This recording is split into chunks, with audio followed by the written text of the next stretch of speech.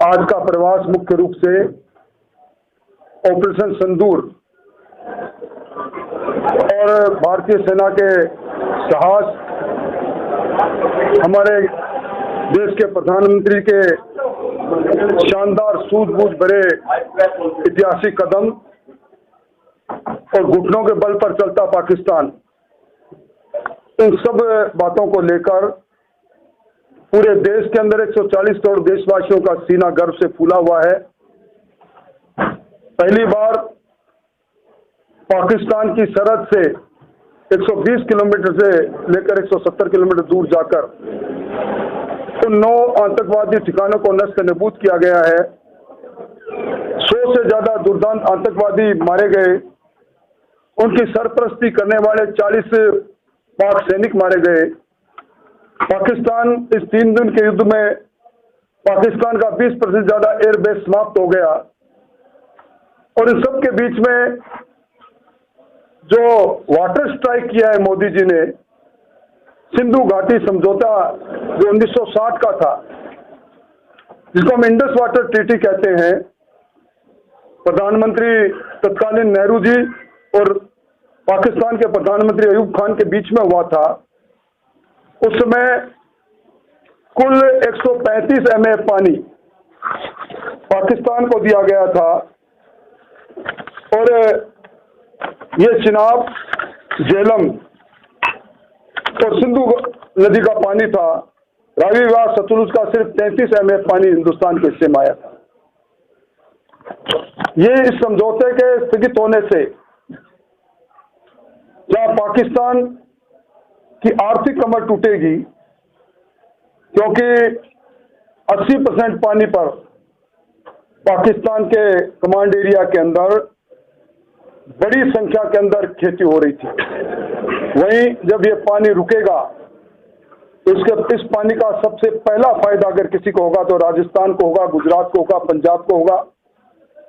और उसके अंदर राजस्थान की इंदिरा गांधी नहर परियोजना के अंदर जो सेकंड फेज में जो कमांड एरिया फ्रीज किया गया था वो खुलेगा। फर्स्ट फेज के अंदर पानी और बढ़ेगा, एक और पोंग का निर्माण होगा।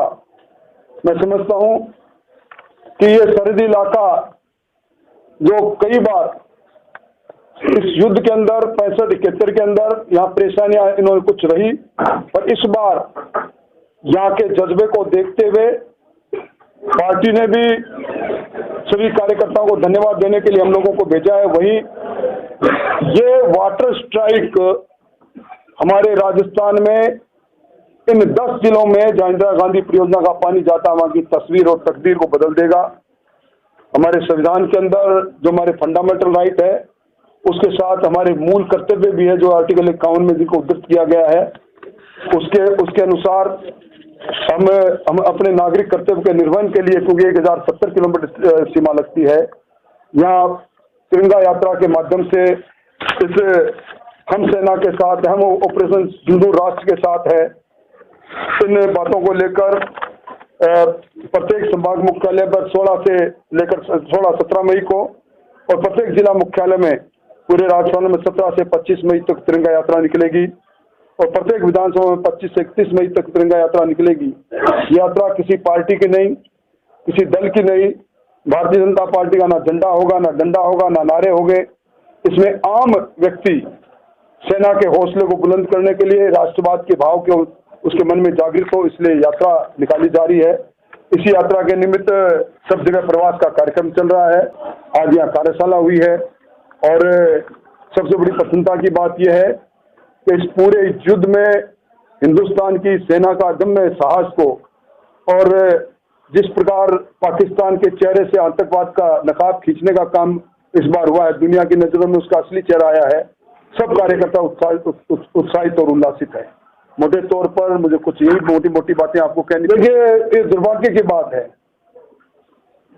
कई बार ऐसे मौके आए हैं और इस बार प्रमुख दल कांग्रेस का रुख प्रारंभिक समय में ठीक था, और अब जो बात आप अशोक गहलोत जी के बयान पर उठा रहे हैं, मैं समझता हूं कि तिरंगा यात्रा के माध्यम से कोई राजनीतिक हेतु नहीं, ये राष्ट्रीयता की बात है। उनका ये आरोप उसको हम सिरे से खारिज करते हैं और मैं समझता हूं कि कांग्रेस को पुनर्विचार करना चाहिए इस प्रकार के बयान देने से पहले। कर्नल सोफिया कुरैशी के को लेकर मध्य प्रदेश के मंत्री विजय शाह के बयान की चर्चा कर रहे होंगे, ये उनका व्यक्तिगत मत था। मैंने उनके बयान को सुना नहीं, परंतु अगर उनका ये बयान है तो मैं व्यक्तिगत तौर पर उसकी निंदा करता हूं। इस प्रकार बयान से हमें बचना चाहिए।